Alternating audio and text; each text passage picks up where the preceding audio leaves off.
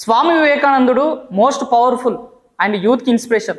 ఆయన చికాగో వెళ్ళి మహాసభల్లో ప్రసంగిస్తున్న సందర్భంలో మన భారతదేశంలో ఉన్నటువంటి వస్తువుల గురించి ప్రాఖ్యాత దేశ వస్తువులు వాడొద్దు, స్వదేశీ వస్తువులు మాత్రమే వాడనని చికాగో మహాసభలలో వివేకానందుడు చెప్తుంటే ఓ వ్యక్తి మధ్యలో లేచి, వివేకానందుడా నువ్వు మరి మీ దేశంలో ఉన్నటువంటి స్వదేశీ వస్తువులే వాడాలి, విదేశీ వస్తువులు వాడొద్దని చెప్తున్నావు కదా, మరి నువ్వు వేసుకున్నటువంటి చెప్పులు మా విదేశీ చెప్పులు మాత్రమే కదా అని ఒక మనిషి లేచి క్వశ్చన్ అడిగితే వివేకానందుడు ఏమని చెప్పాడంటే, మీ యొక్క విదేశీ వాళ్ళు ఎప్పుడు నా కాళ్ళ కిందనే ఉండాలి, అందుకే నేను వేసుకున్న చెప్పులు మీ విదేశం అని చెప్తాడు. అప్పుడు అందరూ అవాక్ అయిపోతారు, దేశం మొత్తంలో ఉన్నటువంటి వాళ్ళందరూ చప్పట్లు కొడతారు. అందుకే నరేంద్ర మోడీ గారు కూడా అదే చెప్తున్నారు. వేరే దేశాలు ఎప్పుడైనా సరే మన పైన దండయాత్ర చేయాలని ఎప్పుడన్నా వస్తుంటే ఇప్పుడు మనం ప్రస్తుతం కూడా చూస్తున్నాం. కాబట్టి మోడీ గారు చెప్పినటువంటి మాట కూడా అదే, ఎప్పుడైనా సరే విదేశాలు మన పైన కన్నేసి మనల్ని ఇబ్బంది పెట్టాలనుకుంటే మన దగ్గర కూడా ఒక మార్గం ఉంది, మన స్వదేశీ వస్తువులను మాత్రమే వాడండి.